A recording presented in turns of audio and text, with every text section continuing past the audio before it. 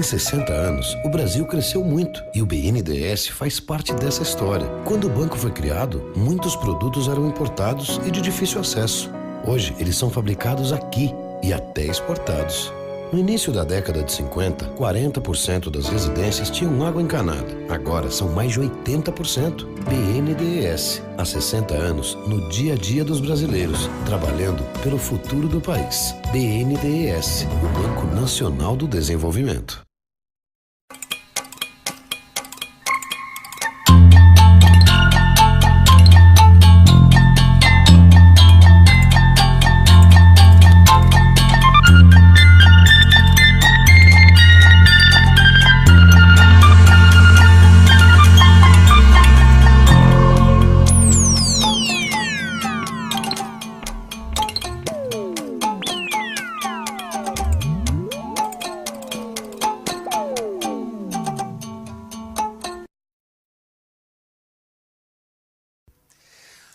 Bom, boa tarde a todos.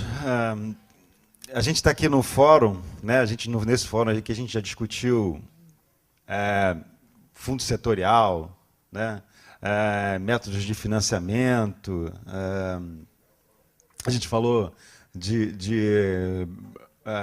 brand management, várias coisas assim. E agora a gente também vai pegar um tempo, né, para falar de conceito, que é uma coisa muito legal, muito importante. A animação brasileira está entrando no mercado internacional de uma maneira muito positiva, que é como autor, né? Nós estamos entrando pela porta da frente, que é a porta dos autores, né? Bom, pelo menos eu gosto de acreditar nisso.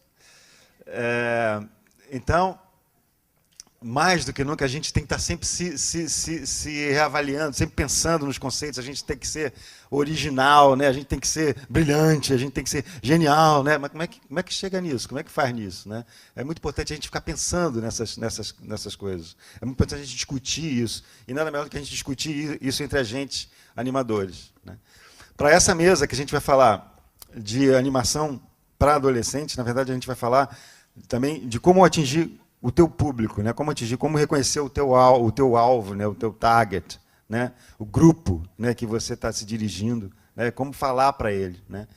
E para isso a gente trouxe aqui 3 exemplos brilhantes desses trabalhos, 3 exemplos bem-sucedidos, que eu nem vou me prolongar muito falando de cada um, porque eles vão mostrar o trabalho de vocês, e acho que o trabalho deles fala muito bem sobre eles mesmos, né? A primeira é Sarah Cox, da Inglaterra. Do Reino Unido, da Arthur Cox Studio, que tem um trabalho muito interessante, está aqui no festival, que está na sessão da infantil, e a Sara também tem uma sessão só dela, no Papo Animado. Kiko Mistorigo, já um velho amigo do festival, um grande colaborador do fórum desde o início, um orgulho da gente, né, com o Peixonauta, né, atualmente a série mais bem-sucedida, a série brasileira mais bem-sucedida, né, e o pai de todas as outras séries brasileiras. E, por fim, Peter Hastings, da Nickelodeon, que tem um grande histórico em animação, mas atualmente trabalha na produção do Kung Fu Panda, a série. E eu já falei para ele que eu vou explorar ele mais outras vezes, porque ele também é um brilhante diretor de vozes para a animação. E é um conhecimento que a gente gostaria muito de ter, e eu vou explorar ele outras vezes no festival. Bom, então, com vocês, esses 3 grandes pessoas aqui que vamos discutir sobre Animateens, animando para adolescentes.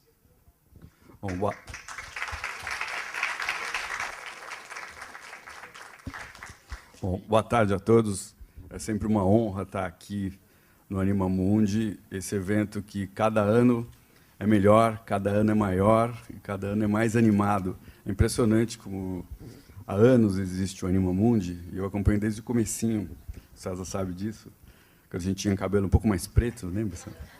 E é incrível como isso aqui cresce, especialmente eu de São Paulo, eu venho aqui para o Rio, e aqui, não sei, eu acho muito legal aqui no Rio toda essa interação que tem da cidade com o Anima Mundi, né? E é uma honra estar aqui, eu agradeço muito esse convite, é uma honra estar aqui com vocês, dois representantes extremamente importantes da animação mundial, 2 escolas, a escola americana e a escola inglesa, europeia. E a gente está aqui para conversar sobre um assunto que eu acho super interessante, que é o público-alvo. Qual é o público-alvo do projeto que a gente está desenvolvendo?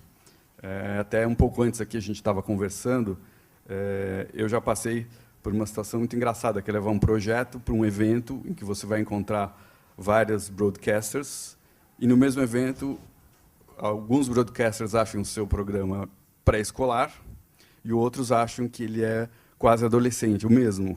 Só por um desenho, às vezes eles tentam definir para que público-alvo é aquele projeto. Ou seja, é uma coisa muito difícil, tem muita intuição nessa história. Então, eu acho que é uma discussão extremamente rica que envolve aspectos culturais, socioeconômicos, que determinam o público-alvo.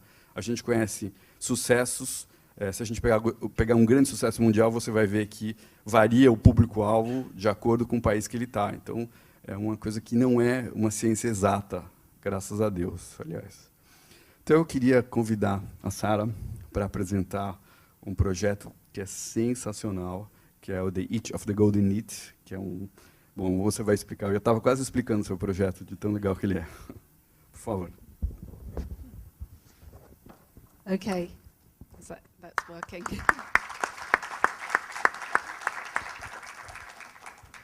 Yes. No? Yeah. Okay. Hello. Thanks for having me here in Rio. It's my first time, so I'm very excited to be here. And very excited to talk about this project because The Itch of the Golden Knit is a half-hour film that came out of a much bigger thing, which was called the Tate Movie Project. And the Tate is a series of art galleries in the UK, so it's like the National Art Gallery for more contemporary art. And they partnered with Aardman Animations, who some of you know from Wallace and Gromit, and I think you might have seen Jay this morning talking about pirates, and me. And I have a little animation company, and it's 2 blocks away from Aardman in Bristol, just facing the river, and there's a big Aardman building that's massive called Gasferry Road, and then 2 blocks away there's kind of an artist studio where lots of artists have smaller spaces, and I have a studio in there, and we're called Arthur Cox. And then we also worked with Fallon, who are an advertising company in London, and the BBC. So it was a huge co-production between lots and lots of partners. And within Aardman, I tend to work normally as a commercials director, but I often get given the work that's a little bit odd. It's not a normal commercial, it's something maybe with a story. I started off doing some little 1-minute stories for a chewing gum, and then we did some for road safety for children. So we had, so I have a history of doing films with narratives, but there's some kind of commercial angle on that. They call it branded content in the UK. I don't know if they have the same here in Brazil.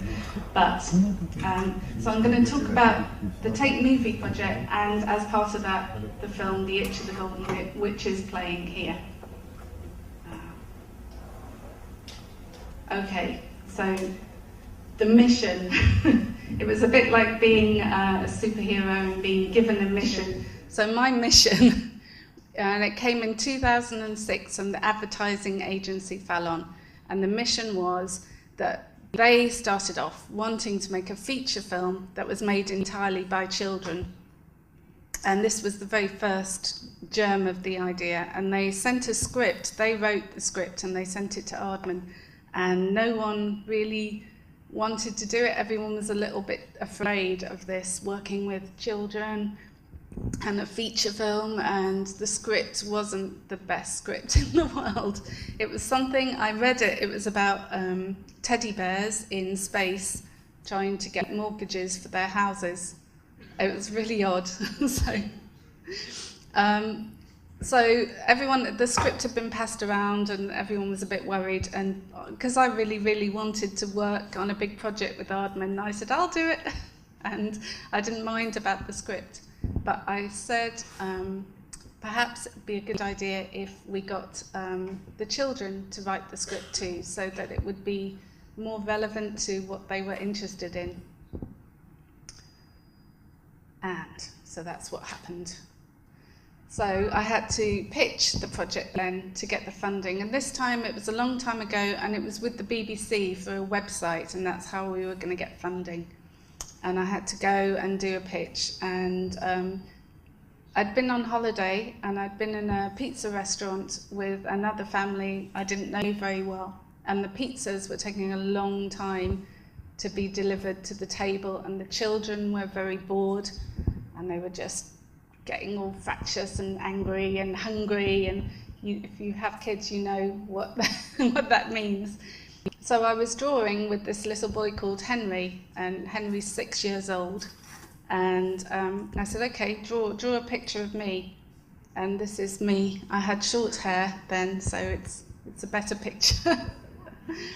And Henry's mother was a teacher, a school teacher, and he really wanted me to mark the drawing out of 10, because I didn't know what his mother's feelings were about, you know, whether I should give him 10 out of 10 or 5 out of 10, or so I thought I'll give him quite a high mark and that'll be good. So I gave him 8.5 out of 10, and he was really angry. He was like, why 8.5? I want 10. What's not good about it? And he was really, really cross with me. And I said, okay, it's because you've drawn me with my arms sticking out here, and actually I'm sat at a table eating a pizza. So he took me by the hand into the middle of the restaurant, and I'll have to demonstrate that. I had to stand here like this. So he drew me with like this. I'll do the photo. And so he made me be like the drawing. So he directed me. And so then I had to give him 10, of course. And that really became the thinking for the project, was that I wasn't going to make the children do what I thought was the correct way to do a drawing. I was going to let them direct me and direct the action and direct everyone, so that BBC and Aardman and the advertising agency, we would all be told what to do by 6-year-olds called Henry. So that was the pitch. Okay. So then we had to show what it might look like, and this is the very first test we did, and it's very short, it's just a minute or something.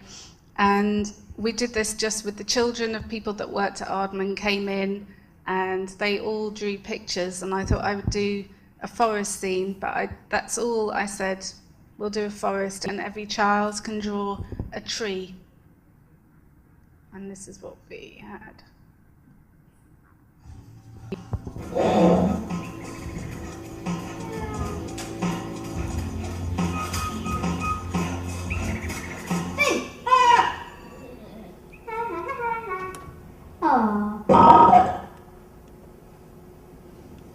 Okay, so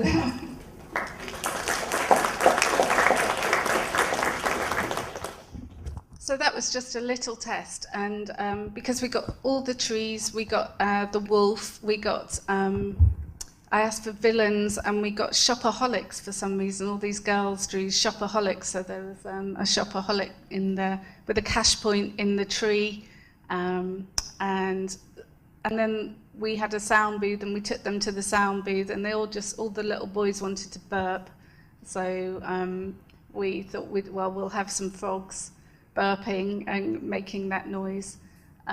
The two characters, though, they were kind of made in Flash by us based on children's drawings. They weren't the actual children's drawings.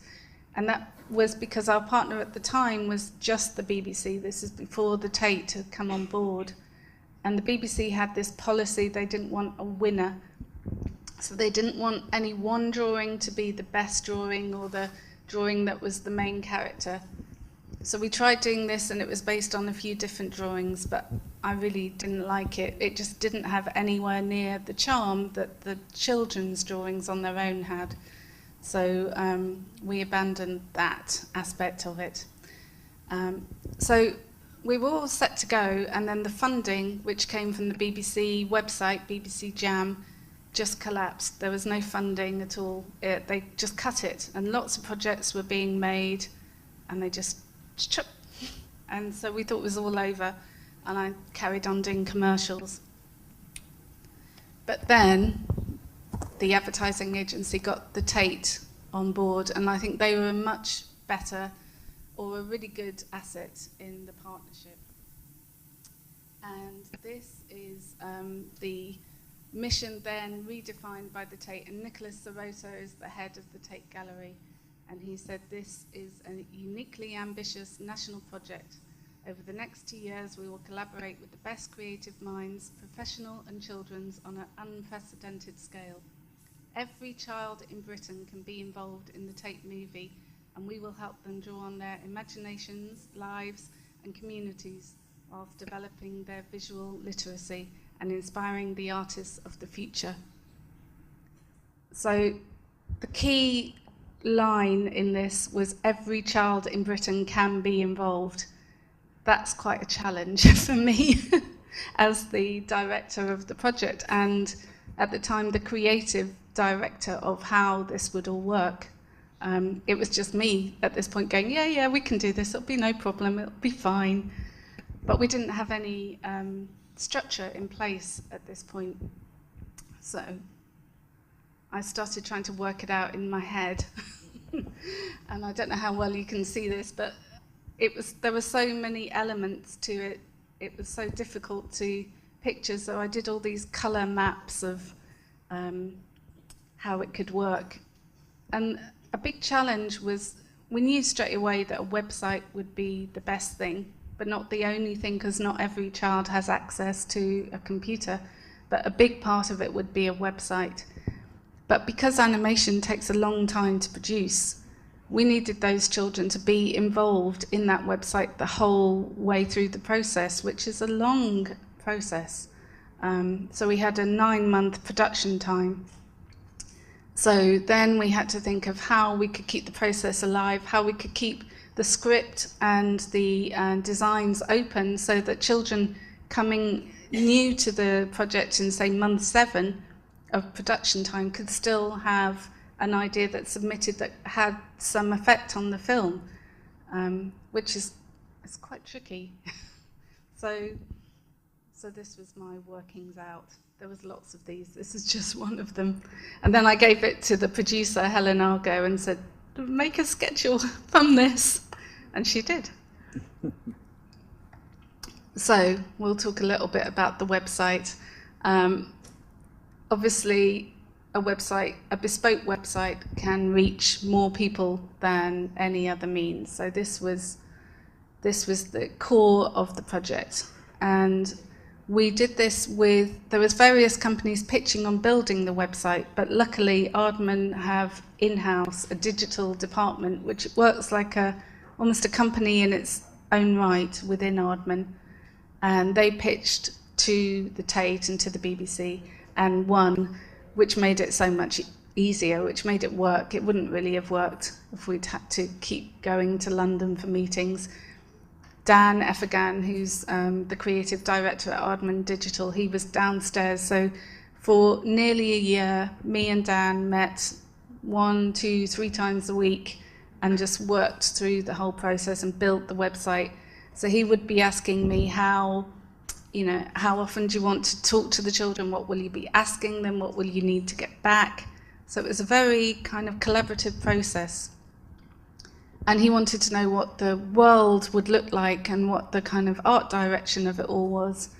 And we quite quickly decided that we wanted children to feel like they'd just walked into a huge Hollywood film studio, and they'd get a real experience of being members of a crew, like a film production crew, and each one of them would have a kind of crew pass, and they would get different If they drew a picture, they would be an artist, and if they wrote some words, they would be one of the key writers.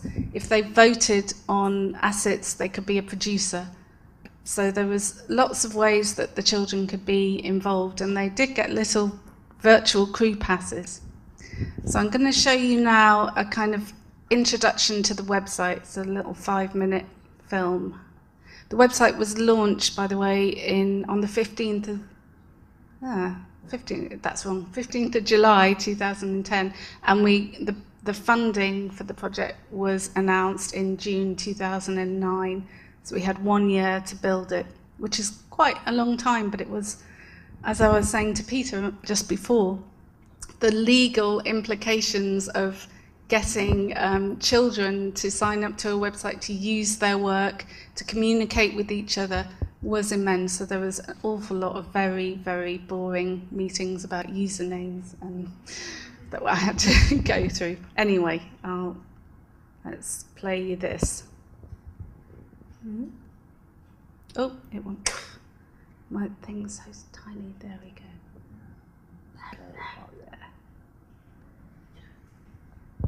Hello, my name's Ronnie, director. Basically, you and I are going to be making an amazing movie. And we'll get an Oscar or something like that. It's a big project, and there are lots of things happening down here in the studio. But I need your help. Oh, and these guys are going to help you help me. So, click on the studio button right now. Come on, just click it. Click it! I'm so good, I'm so good, I'm so good. Kubrick, Hitchcock, Kubrick, come on. Dudes, dudettes, quiet for the genius. So we're making a movie and you're going to help us. I need your ideas, sounds, drawings, words, all of them. There can never be too many.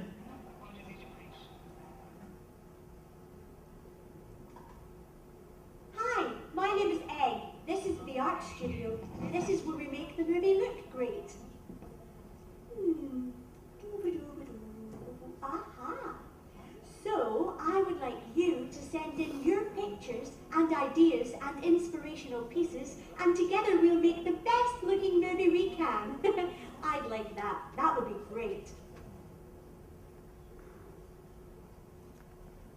What would you like to animate today? Help inspire us with something. To start, you can drag the pictures on the left into the middle. Rotate your picture. Make stuff on the next frame.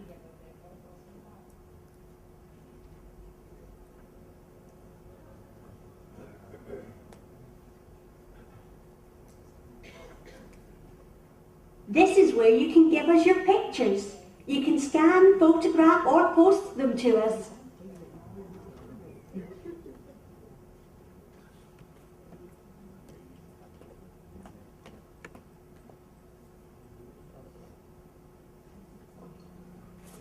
Hi, I'm Blaze. I'm the editor. I put the film together to make it make sense. I'll also need your help as the film gets bigger, so feel free to drop in any time.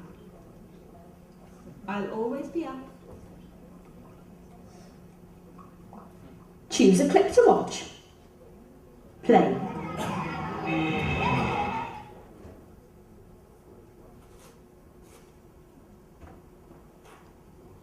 Oh, hi. I'm the writer. I write the script, the scenes, the things the actors say. I'm going to need your help to write this movie. That's the composer upstairs. Annoying sometimes. This is where we will work together to write the script. Exciting, intoxicating, exuberant, isn't it? Hello there! Come in, welcome to the music room! Ah, marvelous, isn't it? I am going to need sound and music from you as we make this film. So, take a look around the room. I can't wait to hear your beautiful music. Okay. What would you like to record for us today?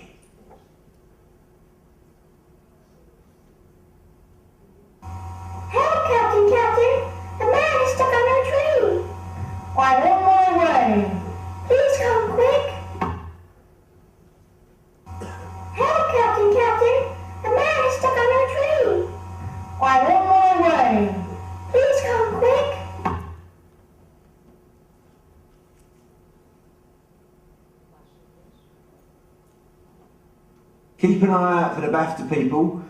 They know all about filmmaking, so they can answer all your questions. Yes, we're talking to you, but you could be talking to them. You want your name in the credits of the film, don't you? Well, let's get moving.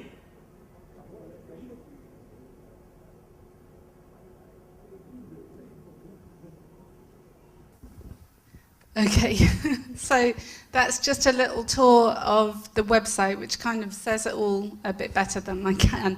But it was one of the first ideas we had was to have these different characters that would be consistent throughout the website for that whole year, that we could then introduce different aspects of filmmaking to the children through these characters, and they would be visually very different from the children's drawing. So there was kind of two different worlds we had to negotiate. So that was the original designs I did for the characters. And we deliberately made the director really inept because we didn't want children to feel like they were being told what to do or preached to or, you know, talked down to. So the director, loosely based on Danny Boyle, and we'll see how inept he is at the Olympics opening ceremony, because I think he's directing that at the moment. But just as a kind of geezer character, I don't know how you're going to translate that, but we wanted him to be a bit sort of all talk and no action. He didn't really know what he was doing. So then the children would feel like, oh, but I know how to do this. But then the other characters did know what they were doing, and they in each room there was different activities that the children could do. So in the editor's room, Blaze, the editor, she could show clips from the films, or you saw a little bit there how children could do their own animations. They only had 16 frames and different cutouts that we updated every week on the website so they could make their animations that cut out pictures, and the pictures would be a similar theme to whatever we were talking about that week in the film. So there was mermaids in the film, so we'd have a mermaid submission, insects, gold, different aspects, different things that would come up would be replicated in that animation, and you could see them there. And each week there would be a vote for a winner, so there'd be a winning animation showed in the edit suite. The writer's studio was where children write bits of dialogue or ideas for the story, and pretty much all the dialogue in the final film was exactly word for word as the children wrote it. I didn't correct any of the grammar. We got the actors to say it exactly as children wrote it.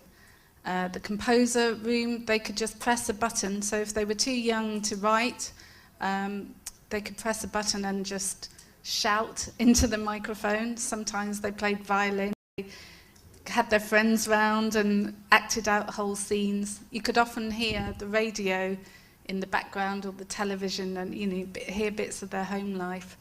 The quality of those recordings wasn't brilliant, but we used them more for research. We've got a couple in the film, but generally it was quite low quality. And then the most popular room of all was the art room, which is Egg with the pink hair. That was where she lived, and that's where most of the animation activities were, and where you could upload drawings. So there was different ways to send drawings in, so you could just draw, and then you could either scan or photograph that in, or we had a free post system, so people could just put them in an envelope and write the address and send it off, like the good old days of British television. And here we are. But the writer, in the drawers there, you could open them and find different little games, and there would be a BAFTA bod, which is a little BAFTA head, and he would tell you, he would link to writers on feature films so you could find out about the art of writing for film. Here's one of the starter questions. Well, this is a later question. Stella is often pretty cross. What does she say when she's really angry? Stella's one of the characters that emerged, and this is the answer. You squiggly orange flying octopus, you ginormous smelly fridge magnet, you tasteless wet sausage. They really enjoyed all the insults. So a little bit about how we got the script. You know, everyone was quite terrified because we had no script. We had a plan to have this film. It stopped being a feature film quite quickly when we did the budget and turned into a 20-minute film we were aiming for. But then when we wrote the script, it had to get extended to half an hour. What we did, I worked very closely with a script editor called Lucy Murphy, who works on a lot of children's television programs in the UK. And what we did was tried to think of a basic kind of story tree, we called it, which was all the key questions you need to know to make a story. So who is the protagonist? What do they want? Where are they? Where are they going? What do they need to get there? All these questions we put and rephrased in a more kind of childlike manner. So the first question, who is the hero? That was question number 1, and we got 752 responses just to the first question. And then we had a parallel thing in the art room, which was draw the good guys.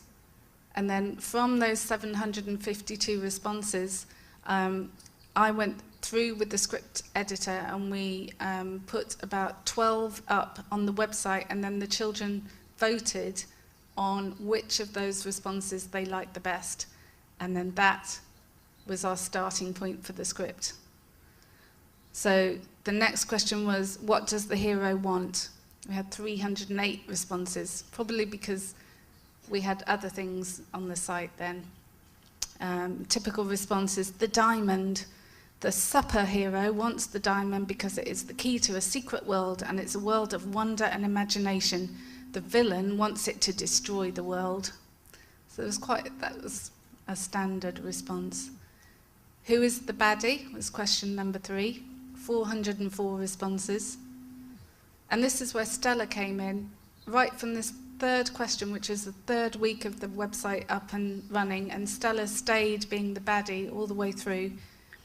And the response was, Stella loses her power over the sun because a purple lightning struck, zapped it out of her body. She needs to find 5 power rings to get teleported up to where the lightning came from and overcome her fear of bubbles to get it back.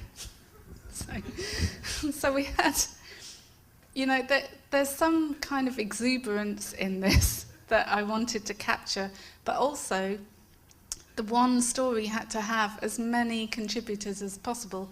And you know, each one had, like, there was one question here, at the beach, had 895 responses. So my job on a day-to-day basis would be to read all those responses every week and highlight the ones, you know, that as we got further down the line, I'd highlight ones that fitted the story or could, you know, we could find a place to put them, and then put them on the website to vote. I'd also be looking at many, many, many more drawings and also thinking of the next questions to ask. So that's how it worked. To keep the kids happy while we were doing all this and pedaling furiously underwater, a really popular aspect of the website was the animation tool. And you saw a little bit of it in the demo, and I'm just going to show you very quickly now one of the ones. It's called Free Run Spider Free Run. And you saw the demo of the spider, and this is one of the actual submissions. And this is by a guy called, a little kid, presumably called the director. But he would submit 3 or 4 animations every week. He loved it, and he quite quickly worked out that they work better because it's 16 frames. It works as a loop. It's much more satisfactory. And he was actually called Creator 40, sorry, that one. And they each have a little avatar on the website, so you can make your avatar with different hairstyles and clothes. And there's Creator 40. He got 23 thumbs up for that. Trigger says epic. Creator 40 says, amazingly, this has been shortlisted, but I don't think it's my best. And Stargirl says, all of them are your best.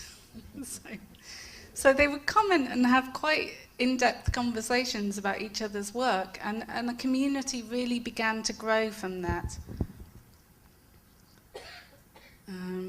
That's the sound booth again. So here's some numbers. I mean, these are out of date, obviously, but so the website's still active, and there's still people signing up, even though the project's over. The website's active until September, and after the Olympics and the Cultural Olympiad funding that was part of our funding goes away. So it's a real shame, and I'm trying to make sure that it's all archived in some way, because I think we have so many children's drawings. It's like a real span of what kids think about the UK in 2010, 2011. And a really, really good resource, I think, educationally. But I don't know what's going to happen to the website. But at the moment, it's going to stop in September. So, as well as the website, another way we extracted the creativity from the children was just by going out and talking to them. And we held lots of workshops. So, because the Tate Gallery, the national kind of modern art galleries of the UK, were partners, they let us hold the workshops in the galleries, and that was a really successful way to do it, because what I learnt was that children respond pretty much directly to what they've just seen. So we'd take them to the gallery, show them the exhibition that's on, and then do the workshop. And quite often they would be directly inspired by the art they'd seen. I'll show you some examples. We started off at the Tate St Ives, which is in Cornwall. So it's a beautiful part of the UK with beaches and sunny sometimes like this.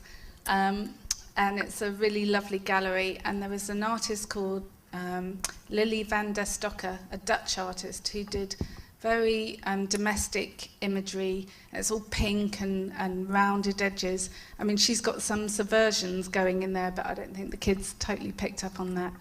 And then this is one of the pictures we got that says happiness.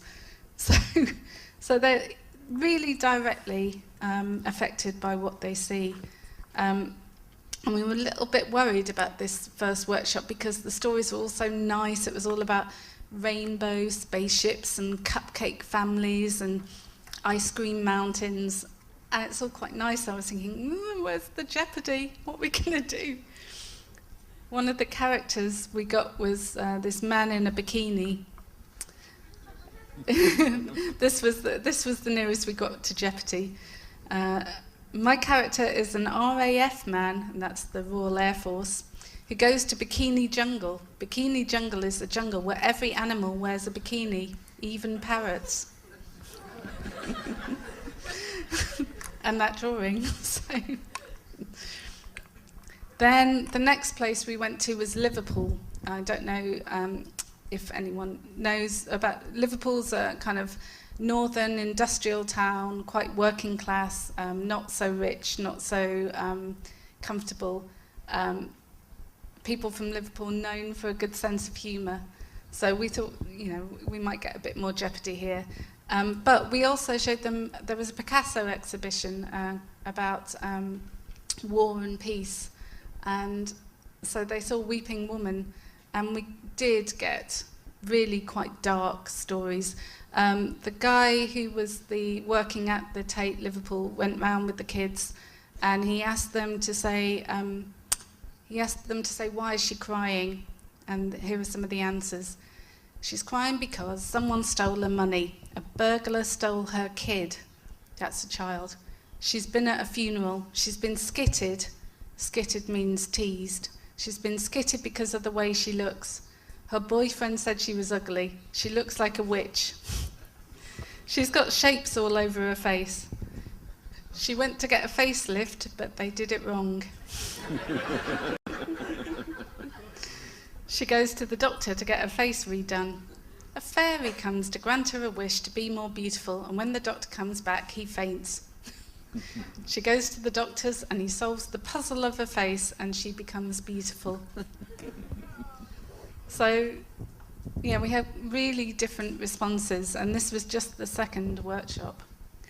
Here are some of the kids in Liverpool and drawing each other. That was one of the things we did. We noticed, see, there's a kind of monkey skull on the facilitator's T-shirt, and we found that emblem coming up in a lot of the drawings we got from Liverpool. So again, it wasn't just the art they were picking up on, it was just everything. Everything we said, everything in the room, every element. The workshops were quite crazy. We'd have sometimes 30 kids at a time. We'd often be, you know, the teachers would be quite glad to have a break, so they didn't always help us out too much. They just open the doors, the kids would charge in, and the teachers would go and have a coffee, and we'd be left with these 30 very overexcited children at a time. From The Weeping Woman, from Liverpool, one of the main characters that came out, and this was how the film really, the main idea started, was a story about a girl called Diana. And this was a group session, so we'd have art sessions and writing sessions. And the writing sessions, they do art in the morning and then writing in the afternoon. And so the writing sessions, because they often can't all write, they just shout things out and we'd write them on a whiteboard. So this is a story about a girl called Diana. She has really long hair that she keeps falling over and really long nails. She wastes money in the hairdressers because her hair grows 5 meters every 5 seconds. She tries to put her hair in an American waste disposal. She can't wash her hair because it won't fit in the bath, so she washes it in a pool. A kitten once got lost in her hair. She wants to get the record for the longest hair and nails and most knits. She has a royal knit made of metal that won't leave her head. It has fangs and looks like a big lump under her hair. She rings up to enter the world record, but they can't hear her because her hair hangs in front of the receiver. She washes her hair in the Mersey. And the Mersey's the river in Liverpool. She feels angry because she's scruffy and illiterate. Her hair smells and she's scared and angry because she's been treated mean. Her only friends are the nits who talk. And it goes on. But pretty much the essence of the film came from that workshop in Liverpool with this story of the knit. And it was what we liked and what was consistent was you quite often get very kind of mundane, normal realities mixed with fantasy. So it'd be a knit, and children are very, know a lot about knits because they have the knit inspectors in schools and come and look through their hair. And then, but it was a magic knit with potions, and it was a golden knit that could talk. And so it was that mix of everyday with magical. So I suppose magic realism, but a special kind of kid version of magic realism that we really liked and that informed the process. So the film became The Itch of the Golden Knit. And that's pretty much all we had, and we still had to keep building the characters and finding more elements of the story.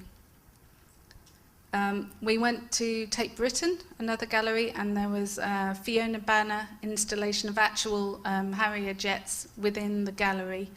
And again, you can see the direct influence that had on the children. So this child drew a spaceship, and then that's the spaceship in the final film.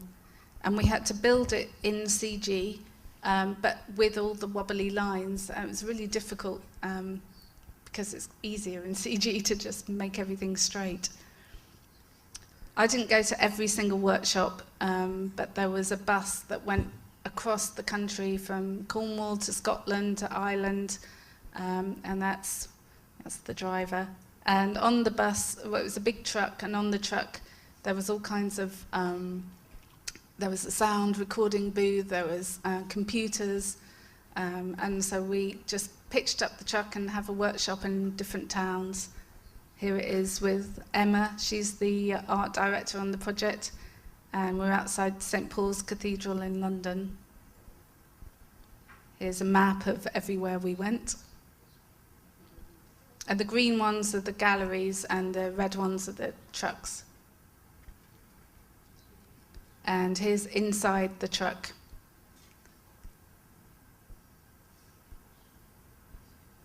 And this isn't on the chuck, this is in a marquee.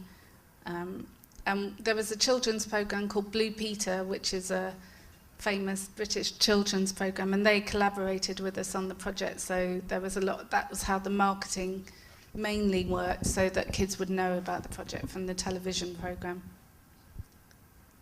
And this is inside Aardman, and a couple of the kids came to Aardman to see the animation being done. We had 12, there's just 2 of them.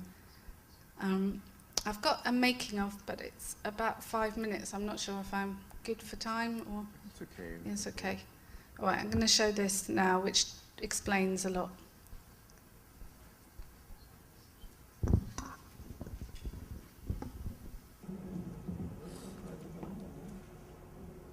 All right, how are you? So, let me set the scene. Last year, Tate wanted to get more kids aged 5 to 13 inspired by art. You know, not just splashing paint around, but really excited by it. Ta-da! The Tate Movie Project. So Tate got involved in this a couple of years ago when Fallon, the creative agency that we work with, came to us with this idea. An animated movie made by kids, for kids. We had this kind of loose idea that we wanted to make a film with kids. A world first, never been done before. But we really didn't know how we could bring it to life, because thinking about putting kids' drawings together and using their sounds and their ideas is good, but it could also end up being a mess. Every kid has something creative in them. We really wanted to get something that would bring that fire out of them, no matter how small it is, whether it was a little drawing or a little word, or they had an idea for some dialogue. Do something! Whatever. You can see where this is going. I had no idea that we'd be here now talking to some great actors that are going to do the voiceovers, you know, talking about kind of involving amazing people. Whoever wrote this, thank you for the words, it's been fun. Basically, you and I are going to be making an amazing movie, and we'll get an Oscar or something like that. We're working with Aardman on this, and they've been absolutely brilliant in teasing out from children the kind of freshness of ideas that could only have come from a child's mind. It's a big project, and there are lots of things happening down here in the studio, but I need your help. There was ambitions to make this film accessible to every child in Britain, so that every child would have a chance to contribute. It started with this premise of trying to create a virtual studio. We want to create a fun, over-the-top studio. So we've got a really inept director. I'm so good, I'm so good. Kubrick, Hitchcock, Kubrick, come on. There's characters that we designed to help the kids understand all the different processes and crafts and skills that go into making a film. Hi, my name is Egg. This is the art studio. This is where we make the movie look great. The drawing and the design is just so beautiful, and it's much nicer than anything I could ever do in a way.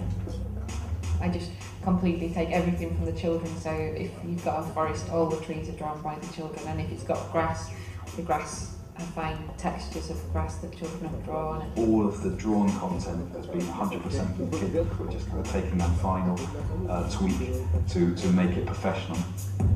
This is where you can give us your pictures. You can scan, photograph or post them to us. We've got this really active community. We're on about 22,000 kids right now. What would you like to animate today? Thousands of children got involved in the website, but we also wanted to get out and meet kids face to face. So Tate was on a roadshow. We got a big truck, we kitted it out as a mobile movie studio. We went to 55 locations around the country. We had fantastic support from TVBC who joined the project. And Andy from Blue Peter was just great at getting kids really excited. We're launching our brand new movie making challenge.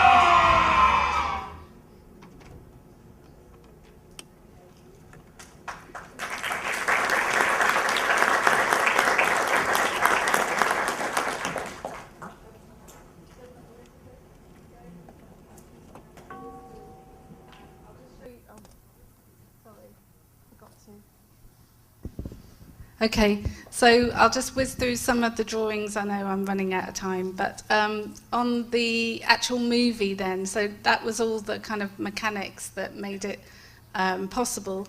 And so these are some of the things that happened during the movie. This is Beanie, he's our hero, and he was drawn in a workshop in Belfast by a boy who sat there for the first hour saying he couldn't draw. and he wasn't going to draw, and he couldn't draw, and he hated art, and he wasn't going to do it. And Emma, who you saw on the video, the art director, sat with him for a good 20 minutes, and she had to hold the pencil with him. She didn't draw this, but he wouldn't even put the pencil on the paper until she held it with him, and she started by just drawing a circle. And then he drew for the rest of the day, and he was really happy. So we're really glad that Beanie became the hero. And the kids voted. We put him up for the vote with a few others. And the animation was all done in cell action, which is often used for children's series. And I don't know if it's a software that exists outside the UK, but it's like cutout. So we didn't want to use Flash like we'd used in the test. So everything was going to be scanned, and so we'd scan the drawings, and then we would draw. You can see the different positions, but we would get the same felt tips, the same pencil. We'd copy exactly what the children had drawn, but just draw the kind of alternate positions and different hand shapes and mouth shapes. So we built each character really carefully. It'd take about a day to build a main character. Some of the background characters that didn't do anything we'd get about 4 done in a day. But because we wanted as many characters as possible, that was important. I am Superlight. I'm going to save the city from the evil monster car. So that was the winning hero who won the Draw the Good Guys vote. And there was also a storyline about a hero who had 10 hearts, 9 good and 1 evil. And so we developed that drawing, and we spoke to the boy who did the Superlight drawing and said, can we make him 10-heart hero? And each of those hearts was drawn by a different child. So that's how 10-Heart Hero came along. And he's always good, apart from 10 minutes every week. He's really naughty. And this is one of my favourite drawings, the painter. And he sprays paint. He fights crime, big or small. His paint comes out of his hand. And we got David Hockney to do a voice for that. So that was good. It was just a little line, but still. We had so many superheroes, we had to build a superhero supermarket to put them all in the film. So we were constantly trying to find a device that we could fit in lots of drawings. So we had underwater scene, we had a supermarket, a busy high street, just so we could get lots of drawings in. And that's Stella, evil Stella. Here are some, we asked for footballing boys, and that's a kind of selection of some of the drawings. Pirates were very popular, and this is before the Arden film came out or before any publicity came out. I think kids just like pirates. And then pirate boats. I loved the pirate boats. Oh, there he is again. We had to make the final pirate ship, we wanted children to do everything, so all the texture, every blade of grass, every leaf. So this was a whole workshop we went to in Swansea where we just got them to draw planks of wood. And we did it by masking off paper and then painting kind of really messy brown paint and then scratching into it to do the wood carving. So we had hundreds and hundreds of planks of wood. And there's the final pirate ship with all the wood on it. So 100 kids worked on that one image. And 105 on this underwater scene. And I've got a clip from the movie. It's too long, so I'll show, I'll show this and then I'll end, I think. What do you think? I think it's 3 minutes. Oh, it's okay. Okay, all right. Here we go.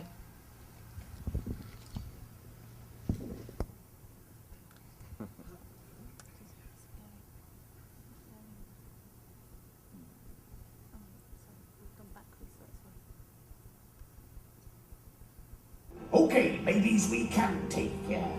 But on one condition. Hey! You get my golden fish finger back from the Moody Mermaids. Moody mermaids? They stole my prized fish finger and taunt me with it every tea time. Evil they are.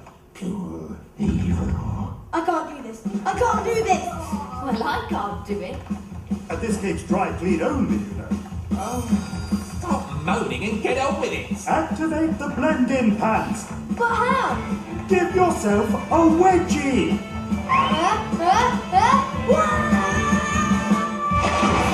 Oh, laddie, but a deal's a deal.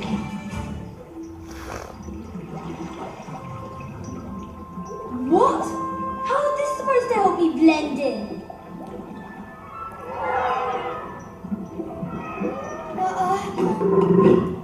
Our sparkles, the mysterious fish, as sparkle all day and night, glistening around the ocean, making it nice and bright. Hello!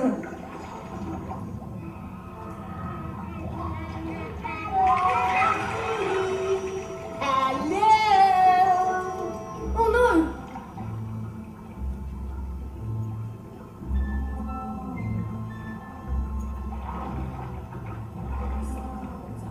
For God's sake, why does it always have to be backwards? Piffle. I've been reading this book about humans, and apparently they're so arrogant.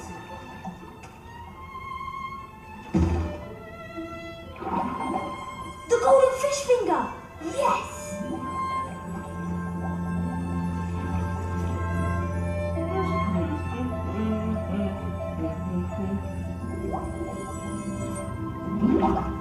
Can we help you? Hello. I was just swimming. He looks like my dad. What have you got in your case then? And who are you exactly? I'm a food inspector. Yes, for, Cornwall County. And I need to take this fish finger back to the office for tests. What kind of tests? Important ones. This fish is off. Good day to you all. Uh-oh. Ooh, what's that? It's so cute. Can I hold it? I saw it first. Excuse me,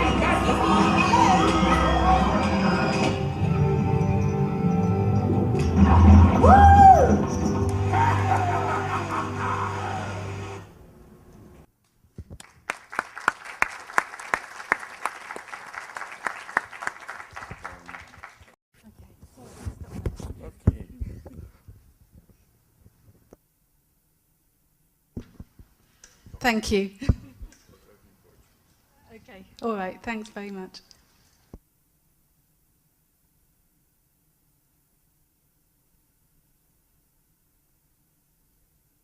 Alô. É incrível esse trabalho, é uma coisa assim colaborativa e bom, eu tenho uma série de questões, uma série de perguntas que provavelmente a plateia também tem. E eu não vou fazer agora, eu vou passar para o Peter e depois eu começo perguntando e vou passar para vocês o quanto antes, que eu acho que um evento como esse, o quanto maior a participação da plateia, é melhor, né? Então, agora a gente vai passar para o Peter, que acabou de fazer a transposição de um longa-metragem de sucesso, de uma série de longa-metragens de sucesso, para uma série de TV, que é o Kung Fu Panda, para Nickelodeon. Please, Peter.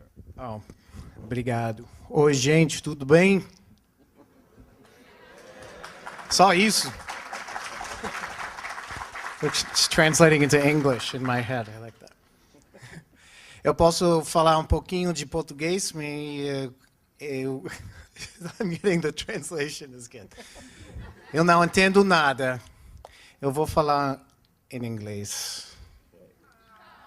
Oh, caraca. Sou carioca. E aí? Qual é, rapaz? What's up, man? Yeah. Que loucura. It's crazy, right? Muito bem. Cadê você? Okay. Hi. Sarah, that was great. And what a huge undertaking. And I just want to, the final movie looks so great. That's all I've seen of it. I don't need this. Oi, Leinha. I mean, I have to say, because I've done some things like that, working with kids to produce something that they have created. I know it's so difficult to do. There's so many details. It's so complicated. And obviously, I see the workshop was amazing, how many places you went all over, and what a beautiful truck. And the thing is, the process of making that is really, I would say, maybe a bigger piece of art than maybe even the finished film. I think it's pretty amazing. Yes, I think it definitely was. And I mean, the film is a great thing, I think, because of the kids that worked on it. But the project in itself is the event, really. And I forgot to say, I'm going to boast now, it did win a BAFTA for Best Interactive Project at the end, and I think that's it's very important. But that's a tribute to the guy who built the website, Dan, who you saw in the film, and Jane from the Tate, and Heather and Helen Ardman, who were producing it. And it was really the team that, and the trust that the team had in the children, I think, was the key. Yeah, that's great. The other thing, of course, that's nice is that you're introducing kids to something that they may want to do. So if you have 35,000 kids get involved in that project, and maybe there are 2 or 100 or something who really get sparked to be involved as artists and perhaps animators, and which is really great. It's so important to expose kids to stuff. And just on another subject, as it goes to school, it's a shame that in schools around the world that art programs disappear. And it's happening in the United States, and I'm sure it's happening here because maintaining schools is very difficult. But art in schools is so important, not to create artists, but to create thinkers and to create people who think creatively. And that's really even more important than creating artists, because you can take creativity into anything you do. A lot of times when I talk to kids about animation, and I'll say, who do you think works in animation? And they'll say, artists, the drawers, the animators. And then, but we'll begin to go through this list, and it's like, well, there are composers, there are editors, there are writers, there are producers who organize things, there are accountants, there are people who clean up. There are so many jobs inside that field. So it's good to keep exposing kids to possibilities about what they can do and what they don't do. What I do is much less about involving kids in it than creating a product for kids. So because I've been for about 20 years on and off making television animation kind of at the high end in the United States. I've worked for several years at Warner Brothers, at Walt Disney Studios, at Nickelodeon, some other places. I've done a little work for Aardman. I worked on a feature film at DreamWorks, and kind of been involved in this expensive California, Hollywood version of animation. And it is primarily for kids. And so I think this, just in terms of the subject of this forum about creating animation for kids, for young kids, for teens, in the commercial world, so much of that comes down to, like any kind of commercial enterprise, how can you get the most people to watch? How do you get your biggest audience? And you are being funded and paid for not from a place like the Tate, which is concerned with art and art education, but from commercial organizations that are interested in making money. and primarily by selling advertising on television. It's the business of television. So I always come into it in a little uncomfortable place because I hate commercials, except the ones that Sarah makes. And I don't hate commercials. Actually, there are fantastic commercials, both live action and animation, that are being made, but I don't particularly care for commercial television. And then but I come into it as a person who likes to tell stories, a person who likes to make jokes, a person who likes to see beautiful art come to life, and create something that is enjoyable and fun and perhaps meaningful, and then have it, have these commercials stuck inside it. One thing that's nice now is there are many things you can watch online, and all of the stuff that I do ends up somewhere online where if you're paying money instead of watching it for free, but you can watch it without commercials. So generally, when studios talk about television for kids, they are talking about an age group which is from 2 to 11. So in terms of American television, and you get very much of it here, this is basically the age groups. And when they break it down, when they do their ratings and their assessments and judging it and seeing how something is doing, they're looking at how does it play for 2 to 6-year-olds and how does it work for 6 to 11-year-olds. And then they're a little less concerned with the older kids. So the most base, sad version of it is it's tuned into the commercials that they're going to be watching. That's the truth of it. But that doesn't mean you cannot make good animation and good shows for children. But those are the primary things. And then what I found out is generally when you make something and you are targeting for a kid and you think to yourself, this is for someone who is 15 years old, or this is for someone who is 10 years old, everything ends up playing younger than you expected it to be. So you think I'm making something for a 15-year-old and actually it's the 10-year-olds who like it. Or you say I'm making this for 12-year-olds and it's the 8-year-olds who like it. Because kids, when they become 10, when they become 12, they want to watch what the older kids are watching.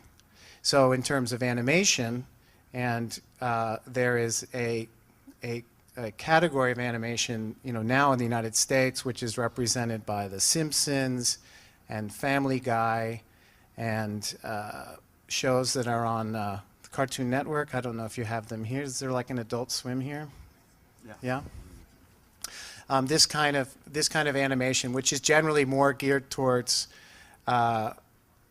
people who are 15 years old or people who are 21 and smoking a lot of maconha. I see you.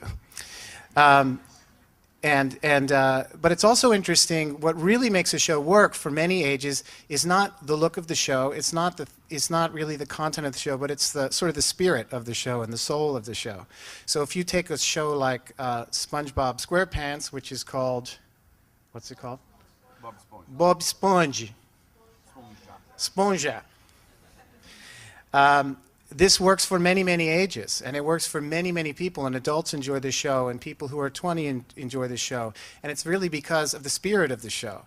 And the spirit of the show tends to come from the people who create the show. And it's ultimately you say, I want the show to be this, and I want it to have this, but really it's what's inside me, my personality, that is going to come out and creep into the show. So someone can be a mean person and say like, I want to make a very funny show that kids will like, because kids like funny stuff. But the show kind of comes out like, hi, I'm funny. And it just doesn't come through. But someone like Steve Hillenburg, who has been here before, who's created SpongeBob, is a very sweet guy, and he's a funny guy, and he's a sweet guy, and that just comes out of the show. It's a huge, huge part of it. Most of the shows that I do, and so I think really when you think about making shows for children, the child that you really need to think about is the child that's inside you. It's like, what do you like in that way? So it's not about creating things. It's like, I know what kids like. They like this and this and this, so I'm going to make that. I don't like it, But they like that. It almost never works. It never works. It smells bad. And when you are making something and you say, this is what I like, this is what I like, and it also is appropriate for children, this is where a show tends to live or die. Now, it might be that what you like is creepy and weird and inappropriate for a child, and so it doesn't work for a children's show. But when the child that's inside you wants to have fun and wants to enjoy something and appreciate something, that will also come out in a show. I'm just making this up, by the way. I have nothing planned to say. So I do want to show you some stuff that I brought. Now, so I work at Nickelodeon Studios right now, and I'm currently working on 2 shows. I'm working on this Kung Fu Panda. So the Kung Fu Panda is an extension of the film, of the first Kung Fu Panda film, and our challenge was kind of to continue the movie. I think, is that on television here now, Kung Fu Panda?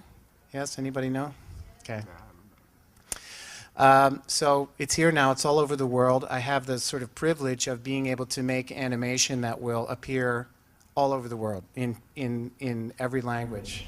And sometimes if I get tired of my job or sick of working and I go, who gets to do this? Who gets to make, and how many people in the world get to do this? And it's like, I don't know, 100, 200 or something like that. It's kind of nice to know that these things go out all over the world. I'm also working on, because I don't have any original ideas, I'm working on a remake of the Teenage Mutant Ninja Turtles. And if you're probably, let's see, if you're in sort of 25 or 30, something like that, I'm sure that was very big in the 90s or something like that. And I think I can show you a little bit of that. It's sort of a sneak look. The show's not on yet, but it was a job I did not want to do, and I said, there's no way I'm going to do that. That's horrible. I'm not some corporate puta. I'm not going to do that. Of course, putas make money. I know, it's bad. So I am doing the show. It's actually a lot of fun. I'm going to show you a little bit of it. So just as a sideline, this is a little bit off the topic of the kids in animation, but just kind of take you through some of the process that we go through to make a big show. I'm the executive producer of the show. I'm like the creative boss. I'm like, if it was a feature film, I would be the director. So I'm involved in the very beginning, from the stories, through the scripts, to recording voices. I direct the voice actors. We do storyboards. We make an animatic where we put the storyboards and voices together, through the animation and through the post-production, the sound effects and music. And I just want to, as a side note, no matter what your film is, you have to have good audio. Super important, incredibly important. The clip that Sarah was showing right there, one of the things that really, really makes that work is it sounds really good and the music is great. And when you're watching that film, as I'm sure you did, without the music, it was like, it looks nice, this is fine, this is working. But then when you put that music in, and the whole thing just gets twice as good. It's just incredible. And so if you are an artist or if you work in that thing, you cannot underestimate the power of audio, of the music, of having the sounds, the voices sound good, the sound effects, and the music. It's as strong as the picture, really. And people will forgive a funny picture, but they won't forgive bad audio. Just add that. Because it sounded beautiful. The music was great. I forgot to talk about the music. Well, I kind of ran out of time, but all that music was done by children, very young children, composing with older children who are in the National Youth Orchestra.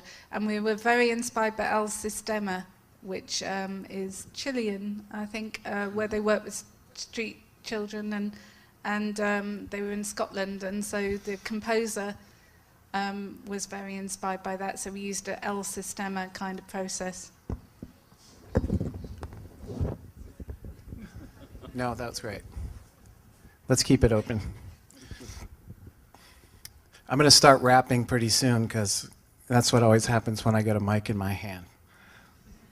Because I know a song by what's his name? Hapinhuji. What's his name? No? I can't remember. Okay. Now I need to remember what it is. Hapinhuji. No? Is that a guy? Yeah? Yeah. Okay. Okay, so anyway, here's a little thing I just put together of some of the steps that we do when we're making it. So we write scripts in animation. All right, the reason we write scripts in animation, in television animation, is because there's a huge amount of product that we are making. So, for example, if we write a script for a 22-minute thing, if you can imagine, making a 22-minute animated film by yourself will take a very long time. That's a huge, huge undertaking. So we start a 22-minute script, and 2 weeks later, we have another 22-minute script. And 2 weeks later, we have another 22-minute script. And 2 weeks later, another, and we'll do 26 of those in a row. So at any given time, like right now, for example, I'll have maybe 25 or 30 22-minute episodes in some kind of production. Either the story, the script, the animation, the storyboards. It's just a huge amount of work. And the process that we do is basically the script through the animation. The animation itself is done by studios in India, in Korea, in New Zealand, and which is completely a financial issue, basically because someone in India is making a whole lot less money than someone in the United States doing that. And part of the reason that the big feature films at Disney and Pixar are so expensive, they're made completely in-house, all in the United States. Although many of the people who are there are from France and Brazil and from all over the world who are working at those studios. So anyway, we start out with a script, and then we record the voices in the studio. So this is a script with some voices. And I bring in as many actors as possible, kind of on the other side of the glass, and we all have scripts, and then I describe the action to them, and then they do the voices. In the movie, the character of Poe is played by Jack Black, and here, this is not Jack Black, it's a guy who is doing the voice of Jack Black, and he does a great job. So then the recorded thing gets delivered to the storyboard artists, and the first thing that they do is do a verbal pitch. So they would be showing these drawings and saying, Poe runs in and they're throwing plates at him, and they're yelling at him, he doesn't know what's going on. They just kind of go one by one. Hey, and so they'll say, hey, I'm Poe, we're friends, you know. And then we make adjustments to the story. There's a group of about 3 of us or so who are kind of giving notes and making sure that the story is being told right and all that kind of stuff. Sometimes we shoot some reference. There's a fight in this scene with a chair. So this is a kung fu guy, and we have him come in and we'll do some of this stuff. And this is just for ideas. We don't rotoscope this, we don't copy it, but it's more like, what could you do with a chair in a fight? And that's a kung fu artist and one of the producers of the show. And so then some of that will get integrated into the storyboards like this. Then we take these storyboards and put it into, we use Final Cut Pro, we put it into the machine and match the drawings with the voices so we can basically watch the cartoon as black and white drawings, which is what this is. So that comes from the studio, and then we give notes about the expression and all those things. One of the things that's interesting about CG animation right now is that it's been around for a while. So not only do you have computing skills, or the computers are faster, you can create more textures and things like that, but there are people who've been doing it now for 10 years or for 15 years, and it makes a huge, huge difference. 10 years ago, it was difficult for people to switch over to computers, and also everyone now draws on the Cintiq tablet. All the storyboarding is done, they're not doing it on paper, but they're using the Cintiq, which is the tablet that you can draw on directly, and kind of creating this digital workflow.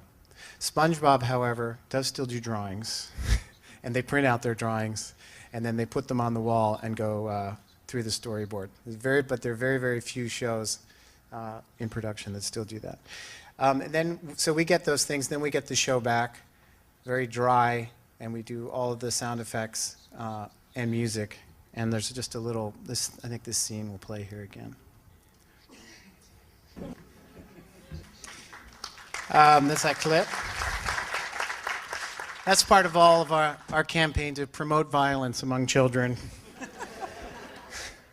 But you know, to make a connection kind of between this, I mean, this is very high-end television animation, and it's a machine. We have a machine, and we have about 80 people who work on the show full-time, plus the overseas studios, and it takes a while to learn how to build this machine that can keep this thing going. We figured that in the time it takes to make the Kung Fu Panda movie, which is about 4 years, they will take 4 years and maybe $150 million to make about 80 minutes of animation, and which is maybe $1.5 million for every minute that's up on the screen. And we are doing this. A minute for us costs about $40,000, and in 4 years we will produce something like 700 or 800 minutes of animation. Huge, huge amount more. So in television production, sometimes you have to go, movies are a little too slow and television is a little too fast. But sort of the connection that I would make with what Sarah has made is that many of the kids who are really attracted to doing that are the people who end up being on the crews of these shows.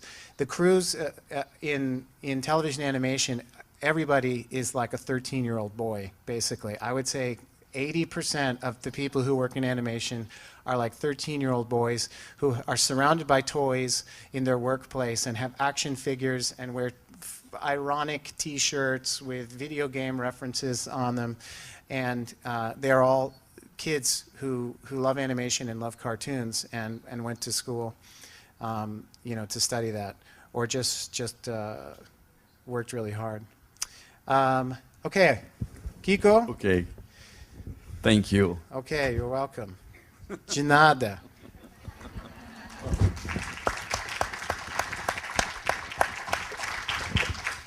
Bom, agora eu vou falar um pouco só de um projeto que é bem menor que esses dois projetos que vocês apresentaram, mas que acho que ele tem uma particularidade, que é um projeto que começou como comic books, como história em quadrinho.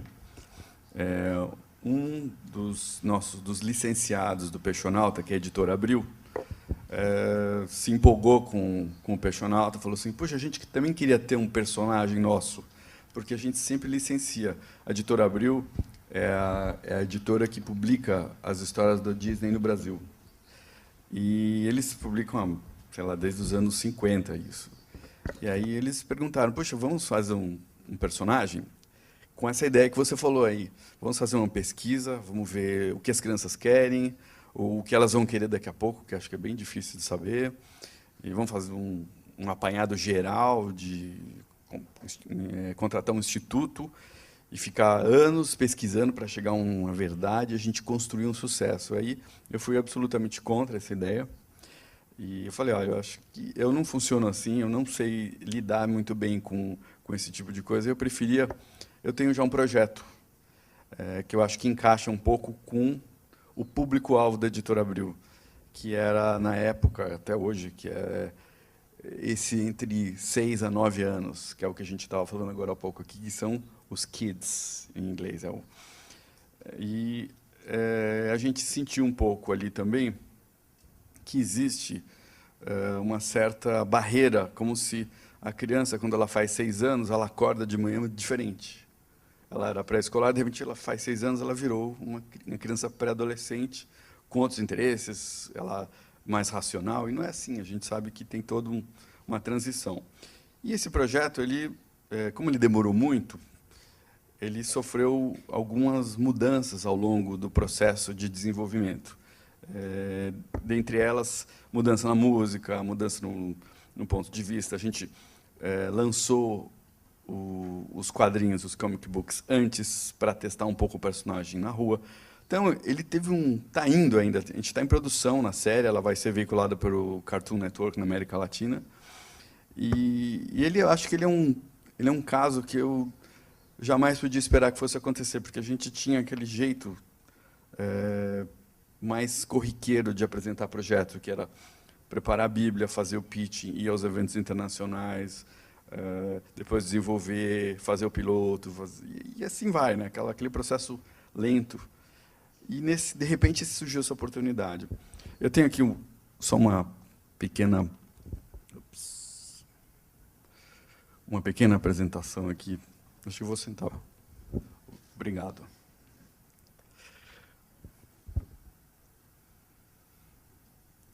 Só rapidamente.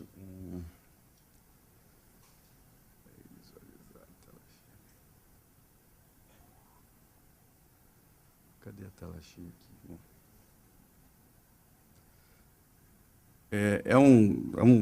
Vou falar super rápido, porque a gente não vai perder tempo com isso. É um personagem que ele vai parar em outro planeta, é um brasileiro. Esse é um egocentrismo do Brasil aqui. Ele é um personagem da Terra que vai parar em outro planeta e ele é o ET nesse outro planeta. E as histórias são todas tentativas de mandar ele de volta, porque ele faz um amigo lá, nesse outro planeta, que é o Marco e o Polo. E um dia ele estava empinando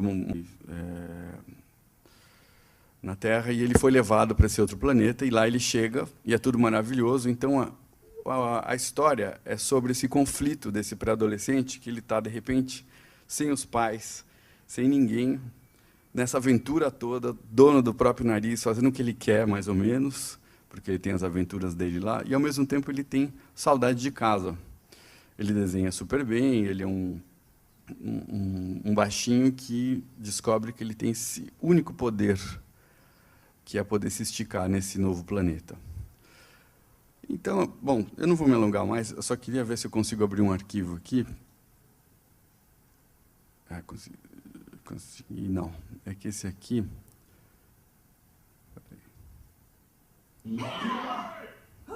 Oh, it's yours. Sorry. Oops. Não, acho que não vai dar. Eu vou só passar a última versão. Bom, eu tinha uma versão anterior que falava sobre... Era uma música que era um rap. E, ao longo do tempo, o rap deixou de ser uma coisa interessante para as crianças. Isso eu achei incrível, que em 2 anos ele ficou totalmente defasado. E aí a gente chamou um músico brasileiro que é muito importante, que se chama Arnaldo Antunes. Ele fez uma primeira versão. Ups. Não. I'm sorry. Wrong. Não está abrindo. É esse aqui que eu ia abrir. Tudo bem. Paciência. Sorry. E aí a gente chamou um músico. Deixa eu fechar aqui. Chamou um músico brasileiro super importante para fazer a música, e ele é um cara muito ligado à vanguarda, ao rock, e ele não fez um rock, isso que eu achei incrível. É uma pena não poder mostrar aqui. Ele fez uma música muito mais delicada. Ele percebeu que a série, ele deu uma interpretação para a série que eu achei super legal, que é pegar um lado mais delicado do relacionamento entre esses dois personagens. E aí, eu acho que o problema que faz parte aqui do painel, que é justamente a gente discutir como focar, o que é o público-alvo. Por isso que eu trouxe esse exemplo aqui, porque, como eu tive toda essa discussão com o editor Abril, e com o Cartoon não, porque a gente já sabia exatamente o que eles queriam, né?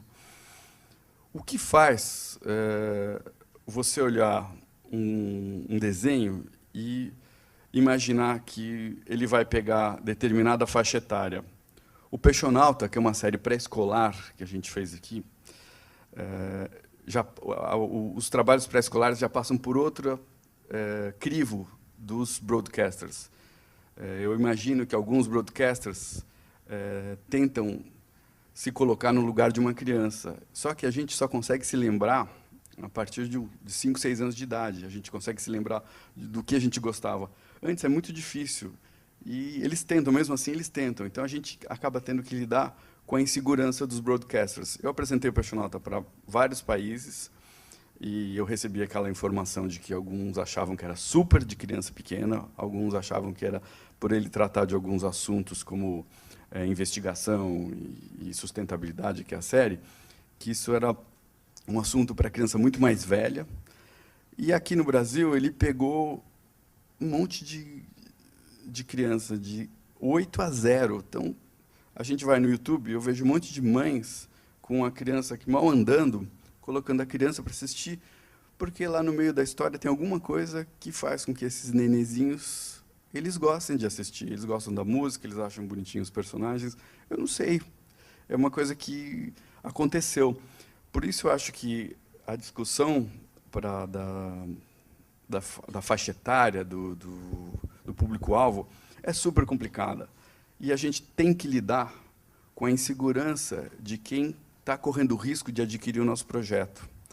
E, com isso, ela está tentando buscar, através do público-alvo, um parâmetro para ver se ela está correndo menos risco ou não. Então, eu queria passar uma pergunta para a Sarah. Quando você recebeu milhares de ideias todos esses colaboradores, pelo que eu li, são exatamente 1.800 e poucos colaboradores, né, que foram do filme. Yeah, it was 36,000 actually submitted ideas. Eu sempre ouvi falar dos broadcasters que criança não gosta de ver desenho feito por criança. Na televisão ela quer ver coisas diferentes. E você trouxe um longa-metragem que é feito com desenhos de criança. Então, quando vocês pensaram nesse projeto, vocês tiveram esse receio?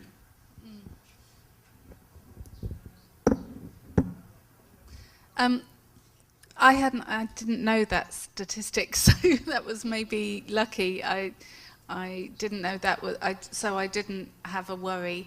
I just thought that if the kids would be allowed to have a completely free hand and not too steered by me or Aardman, then I thought they would like it. But I think that more and more children now don't just watch television as passive consumers. They are watching, and they have iPads, and there's a website to go with the show, and as they're watching, they're playing the game that goes with the show. And I think children want to be part of things much more. So I think, and what Peter said, they enjoyed the taking part probably more than the watching of the film, but I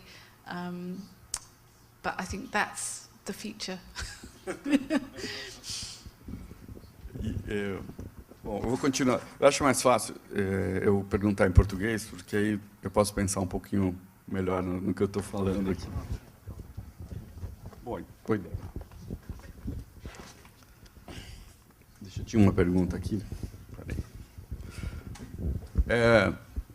As multiplataformas e tudo mais que se fala, que hoje em dia alguns projetos chegam e falam assim, são apresentados de uma forma assim, eu tenho meu projeto, ele tem um website, vai ter aplicativos para iPad, e são projetos que todos se sentem na obrigação de preencher todas as mídias possíveis. Vocês lá com o Kung Fu Panda, vocês têm um departamento, como é que é isso? Isso faz parte de uma preocupação muito grande desse projeto? It's a big part. I mean, actually, I'm glad you brought that up. The sort of multi-platform issue. There are many people at Nickelodeon. It's a big company. They have people working in marketing and online games. It's a very continuing presence. I've been to many presentations where people get up and talk about children's TV. And the first thing they always say is, being a kid today is very different than when we were kids. And then they go on to say, our research shows kids are interested in are their friends, music, sports, and movies. And of course, there's nothing different about that at all, except before movies existed. So really their concerns are very much the same. And that was always what I would hear at those presentations. The one thing that's really changed recently is this multi-platform thing, is that kids if they are able to. They watch TV, they look at iPads, they are messaging, they're texting with their friends simultaneously. And it creates a process of being able to get anything at any time. So there's a big need for content for the web and for all of that. So now when people are looking at show content, they're also saying what is going to be the internet presence, what is going to be the game, what's going to be the iPad app. It's definitely become a big part of developing shows. Nickelodeon has many people, you know, all the big studios have many people who work on that. So today, we must have this. Yeah, and I've also found that they tend to be not very interested in what the people who are making the show want to do in those situations.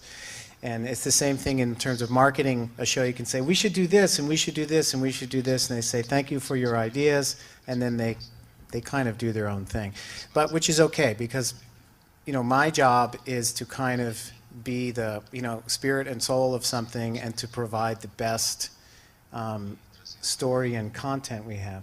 And I think something that's true about how does something appeal to different ages.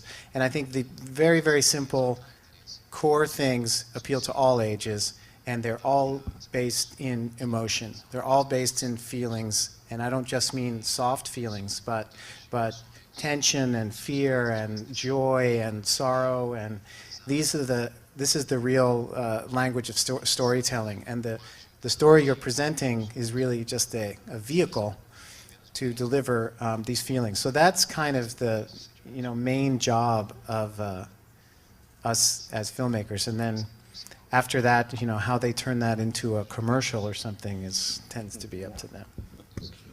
Bom, now I will call the audience to ask you some questions. Então, eu queria abrir para o público, para a gente poder já começar as perguntas. Acho melhor você falar alto. Você se apresenta, por favor?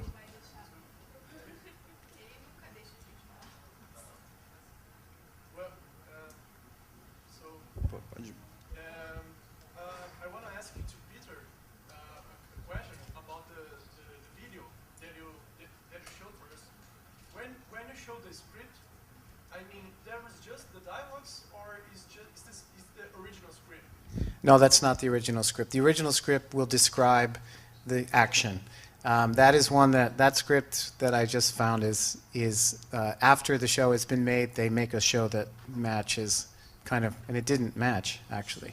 But when we write a script, you write the action. And here's how I can tell you what you do is when you write a description of what happens, you don't write prose telling a story. What you really do is you describe what someone would see. So that's the kind of things that we write inside there. So, you know, he runs over to the table and he takes Mantis and throws him down on the table. Return. He jumps up and grabs a chair and spins around. So all of these things are said. Okay. It's because sometimes I write some scripts in English, and one of the feedbacks that I get is because too much dialogue gets the talking heads issue that everyone talks about, and too much talking. And when I see the script, I get, I don't know if I'm doing right or if I'm getting the wrong feedback. If I saw that script like that, I would say it's too much talking. Yeah.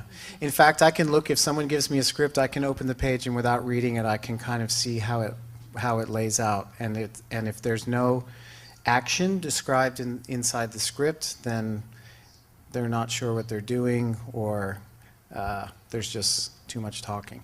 You know, one of the things that's interesting about, just to say this about scripts, most of the animation that's presented in this festival is not this kind of, is not produced in this fashion. It's more handmade, and which is fantastic. So these, generally you're going to find things that don't have a script. They have an idea or an outline, and it's created, it's coming out of the place of you know, the art and the story that wants to be told. So that should never, ever, you know, go away or be undersold, because that's, you know, it's a really two different styles of animation.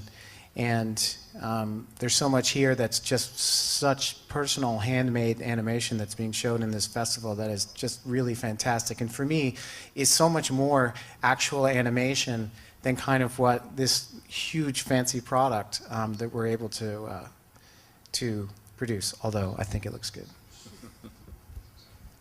Hi. Hi, Peter. Você sabe o que eu acho? As pessoas deviam se apresentar, é sempre bom, por favor. Adriana. When you say there's interaction on the other platforms, how does that impact your work there as a director, sort of? And what software do you use for production management? In terms of feedback from that stuff, it tends to be very little. It's more that they request, can you give us some drawings, can you give us things to work for?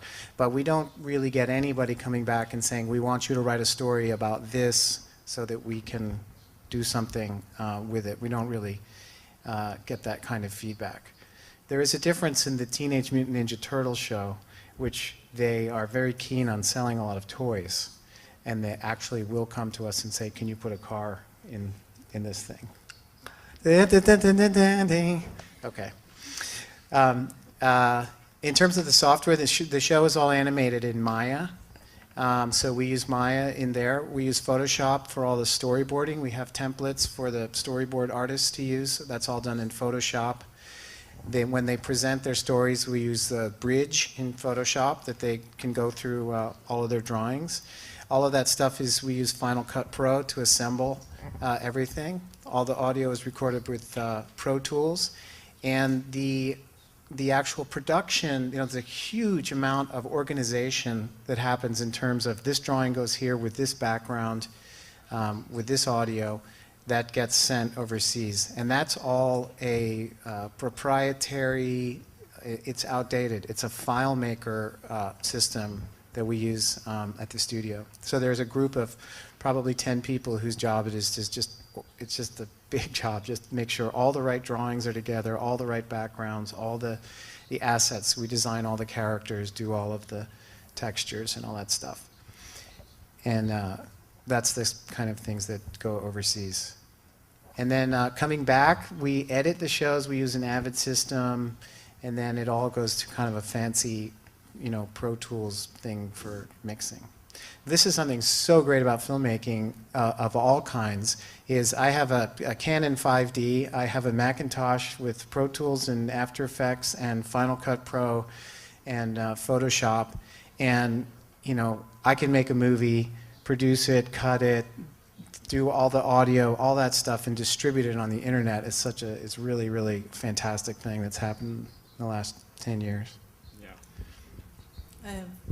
Hi, I'm Juliana, and the question I'm going to make it any of you can answer. I wanted to ask about making cartoons for real teenagers, after 13 years old, 14, 15, because I got the sensation that kids this age just jump to watch Adult Swim. I don't know if there's really a market of animation aimed for this kind of kids. You have for some younger ones, or you have the Adult Swim, but at 13, kids are stopping watching cartoons maybe. Maybe it's a bit different now with Japanese animation, but they usually end to stop watching cartoons, and it's very rare to see in American cartoons made to this age group. I think I can remember Avatar from Nickelodeon, but not many more than that. I think kids are watching older movies, watching cartoons made for grown-ups. Do you have any opinion of this? Do you have any projects aimed for this age? I could answer. I mean, what I wanted to do with Tate, the next project, I wanted to work with teenagers and teenage art, because again, with the art, everyone loves children's art, and it's very cute, and people relate to it, but teenage art goes all kind of weird and a bit horrible, and I almost wanted to embrace that and tackle that head on and deal with issues. I think that teenagers often very concerned about personal issues and issues that affect them and their immediate group of friends. And I have a teenage daughter, so I know. But that's what I'd like to do. But I think it's very difficult to get that market off the ground. And certainly my daughter, who's 16, stopped watching animation when she was about 10. I think it's different for boys, and I think there is ways of doing it, but I agree it's really a difficult market for animation. But YouTube. Yeah. YouTube. I mean, part of the reason is just what happens to kids at that age is that they want to be where the people are, and they don't want to be, thought of as kids, and that they're making that transition of coming into their own and making their own decisions about things. So I think it's kind of it tends to be less appealing. Avatar is an example. There's also, by the way, a sequel to Avatar that is out now called Korra, which is really, really cool. It's great. And those guys work at Nickelodeon, that whole show there, so I see all that stuff. But again, it's sort of a small market. And in fact, I would say Korra and Avatar even play a little older. They play to kind of, 17-year-olds and 20-year-olds and kind of a nerd and geek crowd and stuff like, yay, nerds and geeks. Como se chama nerd? And they'll say, so geeky. So it's kind of a tough market, and then also it's just not that big. And then what they're also attracted to are stuff where the content is just older, more risky. It's more sexual, or it's just crazy, or something like that. So I think anyone would love to have bigger audience from a kid who is 13 years old. But I think it's also just hard in terms of who they are. So you have your geekies and nerdies, and who kind of carry through, but it's more of the psychology of the kid changes in terms of what they want to And also see. girls and boys are even more different in what they want, and that I think preschool animation, they all watch the same, and then they go on different paths Completely. for quite a long time. Yeah. Until I mean, girls particularly want to be where the people are, like Yeah. Ariel and Little Mermaid. They want to be where the people are, and they are attracted to all those horrible shows on Disney Channel and Nickelodeon of teenagers with bands. So. Quem mais? I have a question. Is Kiko and Peter. We have two TV series animation for children, okay? But how many people are involved in production animation in each one? How many people you have working for you in animation for you? The difference between the two series, you need to know. Você? Well, Kiko. Me, my partner. No, we are working with two studios. One is in Blumenau, El Belli Studio, and the other is in Santos. There's a city in the coast of São Paulo, a Light Star. And we have in-house two teams making around 4 episodes a month. So, let's see, it's around 150 people working at the same time.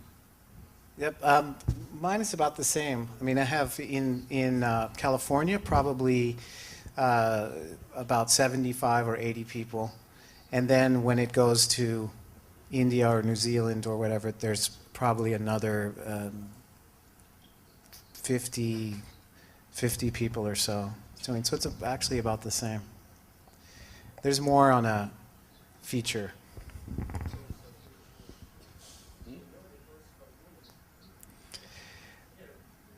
Well, I've worked on shows. I mean, I've worked on a lot of shows, and which just reminds me, I just want to say one thing about shows for kids and children. Years ago, I worked on the show Animaniacs, and also Pinky Cerebro, which a lot of you are probably just the right age to have watched that when it was on. And very often, those shows had many things that adults would get and kids would not get. And I think one of the big mistakes that people make in doing programming for children is thinking this is what kids like, and writing that for them. And again, it was a thing on all of those shows. We wrote what we thought was funny, and we didn't make the separation between this is for kids and this is for adults. Every time someone tries to do that, it's too stupid for the kids, and it's really, it's usually tacky and not funny for the adults. And kids can really deal with quite dark issues as well. I mean, I think I found that expectation was that if you presenting it for kids, it has to be all bright and colourful and cheerful, and actually they, some of the stories that we got were really dark and really quite deep as well, and I think they have an understanding of complexity of characters that we don't often accredit them with. Well, my experience is that they understand what's going on, but the depth of what's going on changes as you get older. So, for example, if you saw something terrible like, just like someone die in a story, at 10 years old, you're like, oh, that guy died. But at 30, you might be, oh my gosh, that's so horrible. Can you imagine what that would be like? I can't even, But a 10-year-old is not necessarily at that. They're at the understanding, but not. I think they had, certainly the ones we dealt with had more, understanding of that complexity of narrative than I think they often get given in the stuff they consume. And I think possibly it differed in different areas and different backgrounds of children, but the children from the more working class areas did, for instance, understand quite complex, dark stories, but then be able to completely laugh about those things as well, and not be beaten down by it. But I was impressed by how complex the narrative and characters they could understand. I did, just on the other side of that, I once developed a show called Super Sunny Puppy. And basically the hook of it was that nothing bad ever happened, ever. And people found it incredibly attractive. That you walked into a field and the sun was shining and you found a puppy that jumped on you but didn't scratch your legs. And everything was happy all the time. And talking about humor, do you think there is a big difference between the humor between Great Britain and US in terms of teenagers? I think visual humour is universal, and so I think people falling over is always funny in any language. People farting is always funny in any country. Any language. Yeah. No, because sometimes... You can fart in Portuguese. I had an experience between Brazil and Canada. I tried to make a production in the past. When we was analyzing the scripts, sometimes we tried to make some jokes that the Canadians never understood. Okay. Was that kind of dialogue though? Yeah, I think that's why animation works internationally so well, is because so much of it is action and visual humour, and that does translate. But quite often, some of the dialogue or the kind of more verbal jokes don't. Maybe I would say. Yeah. Well, there are cultural references that don't translate between countries. We don't study British history in the United States, and you don't study American history. Of course. And we get exposed to it quite a lot. You get exposed to it. I'm sorry. I apologize.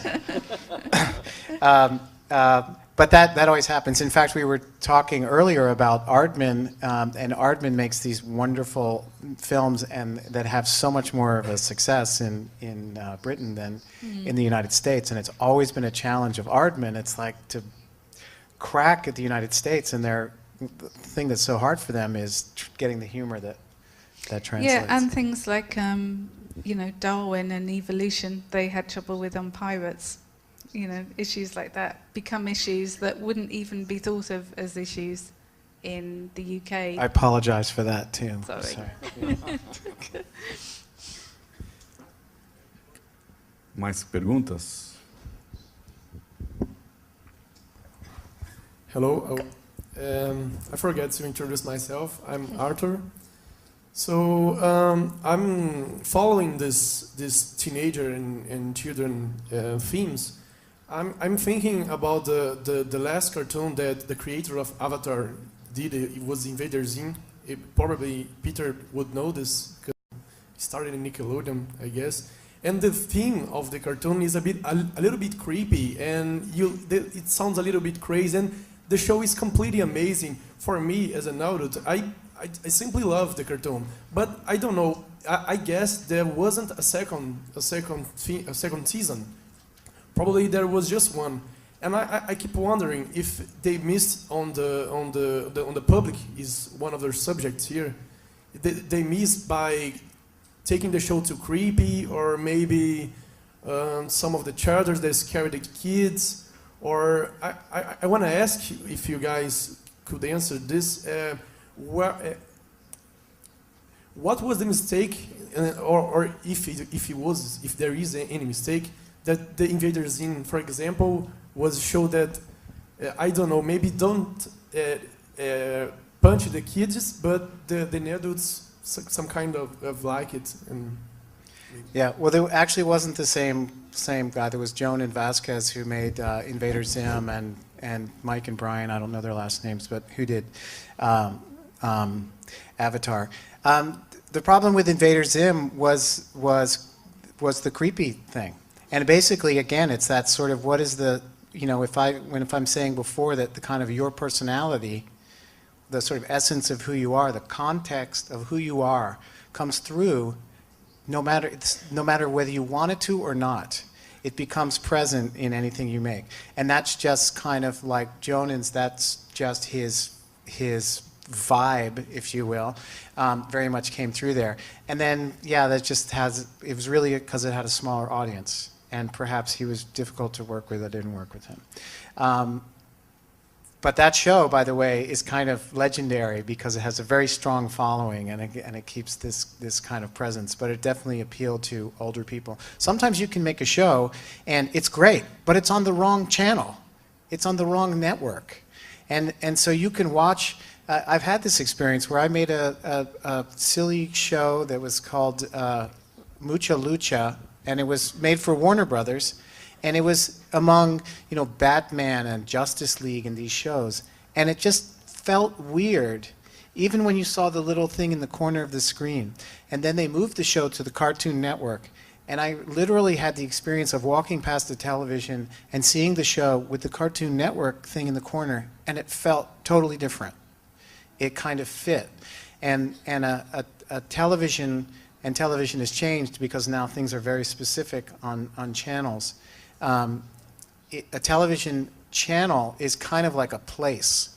It's like a location. It's like a store, or even, if you will, like a band. So, or a festival. So if you go to the festival and then 9 Inch Nails plays, and the Rolling Stones play, and Metallica plays, and then James Taylor comes out, and it's like something's weird about this James Taylor show. And it's because you've kind of been in this rhythm. And that happens with shows as well. So it can also be a case where Invader Zim may play very well on Cartoon Network, and it doesn't work there. The same thing is true when someone turns on the Disney Channel. It's like if you put on a record by Enya, you are expecting a certain feeling. So if something else comes out, even if it's good, it might just feel weird. That's my long answer. Thank you. Alguém mais, por favor?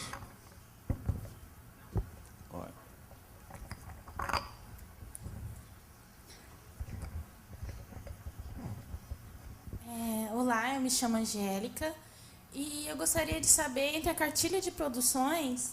perdão. Tem que colocar um negocinho. Yeah. I was with you for a little bit. Ok.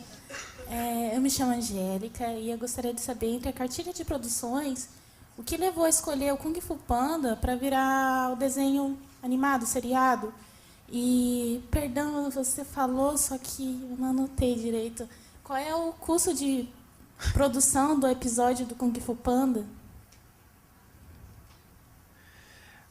Well, I think the idea, in the sort of not pleasant business sense, the idea is we have a successful movie. How else can we make more things? We can make T-shirts and we can make toys. Let's make a television series.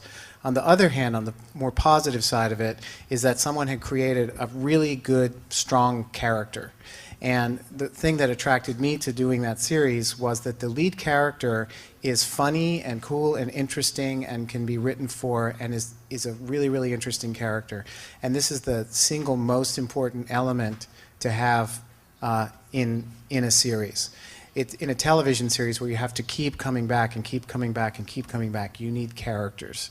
So for me, that's why it was worth making.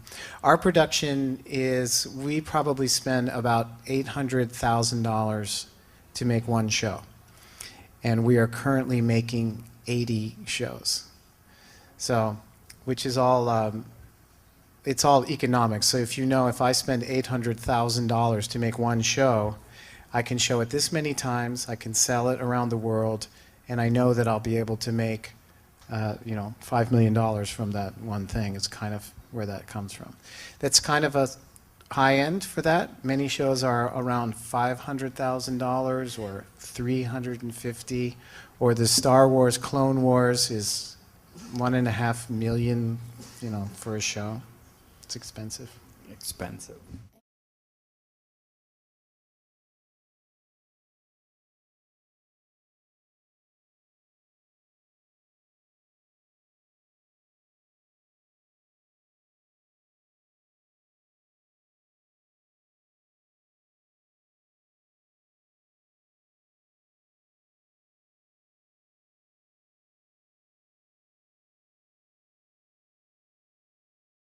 I think they're making I'm not involved in any way, from the How to Train Your Dragon. I don't know what that was called here. It was a DreamWorks movie with a dragon. What's it called? Oh, Como Treinar Seu Dragon. Claro. They're making a series of that, and there was another movie. This is also, again, this is corporate business. Viacom has a relationship with DreamWorks, and they own the Paramount Movie Studios, and they also own Nickelodeon, and so they, generate these things. I will tell you, though, that a studio like Nickelodeon or any studio is much, much more interested in creating a series like SpongeBob, because it's their own property, it's homegrown, and they are, they have the whole thing rather than just doing this big corporate thing. I've met a Chinese producer in last MIPCOM, and they asked me, "Look, we are looking for the new SpongeBob. Do you have a project like that?" Well, everyone is looking for the new SpongeBob, but as you know, there's very, very, very few shows that do it. But this is what you can do. It's like making a really successful show is like trying to fall in love, or trying to get someone to fall in love. So you can dress up, you can go to the gym, you can change your routines, you can go any place, you can work with people who are great, but you cannot make someone fall in love. And so there's an element of creating a show that is kind of invisible to grab onto, is impossible. So when it happens to something like SpongeBob or The Simpsons, it's kind of a miracle, and it is a combination. It is almost like a chemical concoction that has to come together to make that. So there are these very few things up top that magically became that way. And it's not because they worked harder or that they had some special formula. There are many people who worked as hard as the Beatles, but those guys wrote a huge amount of amazing songs. And then there's everybody else kind of down in here. And also, I think there's probably some of those shows do exist but never got picked up. There's maybe some miracles that just never got recognized. That's true. That they were pitched to the wrong person at the wrong time. Yeah, probably. Yeah. Bom, eu acho que agora a gente só tem tempo para mais uma, não é? Mais uma? Ok. Queria fazer para a Sara.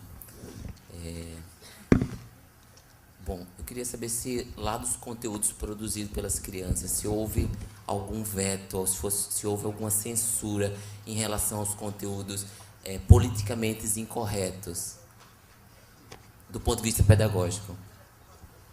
Yeah, we had a huge, in the year before we went into production, we had a really big structure that was devised to censor, well not censor, but to sieve out content, because you'd get some people going on the site and just drawing a big willy, and that was quite frequent, or more often... I want to know how that got translated.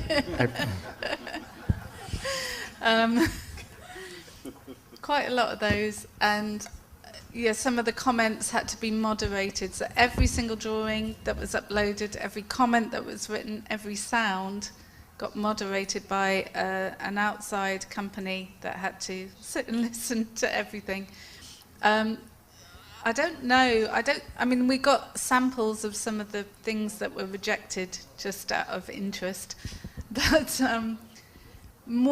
the majority of things were drawings of The Simpsons or SpongeBob SquarePants, or you know, known properties that we had to avoid. But I don't think we had anything that was kind of politically incorrect or morally incorrect. So I think there was very little, if any, censorship on those grounds.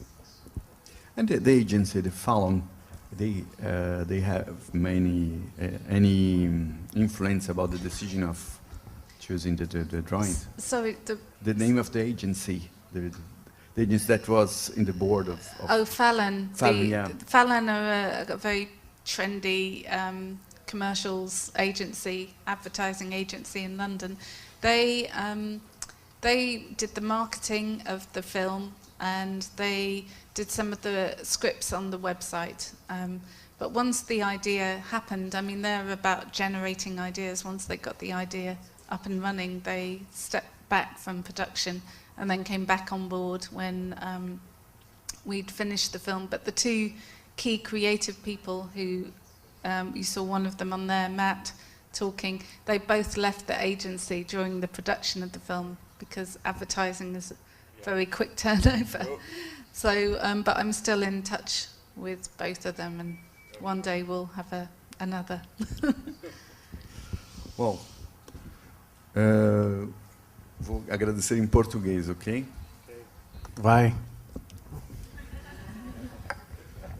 Gostaria muito de agradecer a presença de vocês. Foi uma honra para mim participar desse debate com vocês, porque não tem nem o que dizer do trabalho de vocês.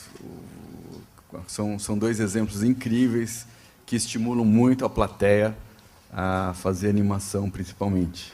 Então, eu queria agradecer muito, foi muito legal. Acho que a gente poderia até puxar outros assuntos, mas que não dá tempo para a gente falar agora.